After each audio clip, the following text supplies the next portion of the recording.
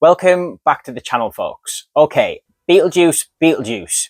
Don't say his name 3 times, mind. Has just been released in cinemas, and I'm going to bring you a non-spoiler review. Directed by Tim Burton, starring Michael Keaton, Winona Ryder, Catherine O'Hara, Jenna Ortega, and many, many more. Maybe a bit too many more, actually. Before we get into my positives and my negatives, what is the plot to this film? Still haunted by Beetlejuice, Lydia's life soon gets turned upside down when her rebellious teenage daughter discovers a mysterious portal to the afterlife. When someone says Beetlejuice's name 3 times, the mischievous demon gleefully returns to unleash his very own brand of mayhem. Alright guys, so I was really looking forward to this film. I'm both a big fan of Keaton and Tim Burton. The '88 classic is probably one of Tim Burton's best films, if not his actual best. There was absolutely no way I wasn't seeing this on opening day. And I'm pleased to report I had a solid time with this, people. It just felt like it was a no-nonsense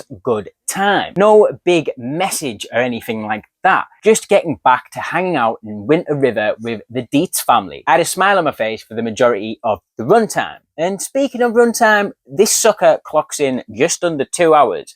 And for a legacy sequel that's not 3 hours long, thank you. The movie is set at Halloween, which I loved because currently right now I'm trying to get into my cozy winter fall vibes, so this was a perfect way to start that off. The expanded look at Winter River Town was great. Almost reminded me of Hocus Pocus in a weird way, just that cozy small town Halloween feel. We're actually only a couple of months away from October, so I do find it strange that Warner Brothers didn't hold out slightly because it does feel like an October movie. The main star attraction of this movie, apart from the big man himself, are the use of practical effects, even down to the use of stop motion on the sandworms. It just feels right, and mainly it feels very Burton-esque. The sets are great, mainly the ones in the afterlife, which we actually end up spending a lot more time there than I thought we were going to, and they look fantastic. They never get too ambitious with the afterlife though, mainly places we've seen before but expanded on. The makeup job here as well is fantastic, especially on Willem Dafoe's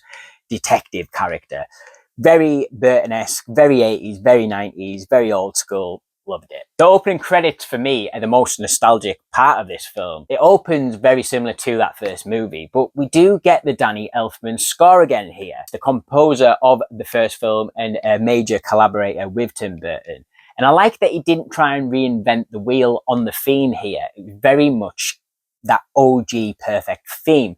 A few slight variations on it, but the thing is, I know what Danny Elfman can do. Shit, we all know what Danny Elfman can do. So my one slight little negative is maybe his score was slightly underused. It's a belter at the beginning of the film, but slightly gets drowned out as the film goes along. We've got Winona Ryder returning as Lydia Dietz, who is solid for the most part. Ryder is a funny one for me. I've never been sold on her acting per se. I've always just liked the projects she's been attached to more than appreciating her acting skills. Her character here is essentially her character in Stranger Things, just more goth. Catherine O'Hara returns as Delia Dietz, who sort of steals the movie, to be honest. Anytime she was on screen, pure gold. We've got the big juice himself, Michael Keaton, who has truly not skipped a beat with this character.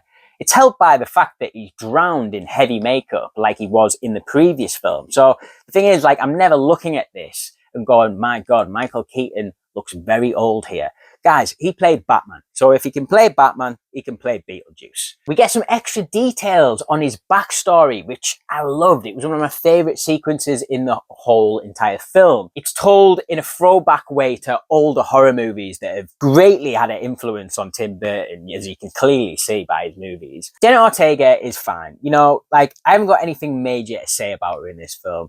It's very much Lydia's movie, I feel like, still, which I did appreciate. It's not like they've came in and just because Jenna Ortega is a big deal at the moment, pass the film on to her. Don't get me wrong, she's got a big part, but it sort of equaled out with Lydia. So for the most part, I had a really good time, but there are seriously too many characters in this film. We have a few newcomers here who just didn't need to be in the movie. Monica Bellucci, just why? She maybe has 1 or 2 lines of dialogue.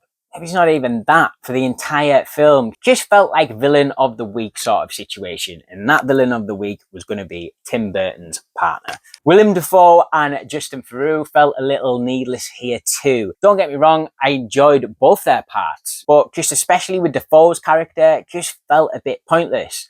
I don't think the writing is necessarily the best here either.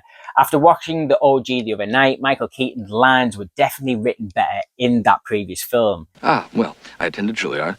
I'm a graduate of the Harvard Business School. I travel quite extensively. I lived through the Black Plague, and I had a pretty good time during that. I've seen The Exorcist about 167 times, and it keeps getting funnier every single time I see it. He's 100% disgusting in that original film. I would say he's only about 75% disgusting in this. Yeah, I wanted to see them push the boat out, go to the edge of the limits of this certificate and what Michael Keaton can do or say in this film. I want my perverted Beetlejuice, goddammit. Overall though, I had a smile on my face while I was watching this film. It was good seeing Keaton and Burton back together again. Maybe one too many subplots for such a small runtime, but I was not offended. The Remember Berries, that's what the angry people on the internet call it, right, were kept in check for the most part. And that song, yes, you know which song I'm on about. It wasn't overused and it wasn't played in the last act. It wasn't just a carbon copy of the first film. With all that being said though, I am slightly afraid that I might forget this film in a week's time, which I didn't want to be saying. But right now, how I'm feeling, I had a good time with it. I'm slightly elevated coming out of the cinema, but I don't think this is getting 4 stars. I think I'm going to go 3.5 stars out of 5 for this one, guys. What did you think of Beetlejuice? Beetlejuice? Let me know in the comments down below. And until next time, guys, I will catch you later. Bye-bye.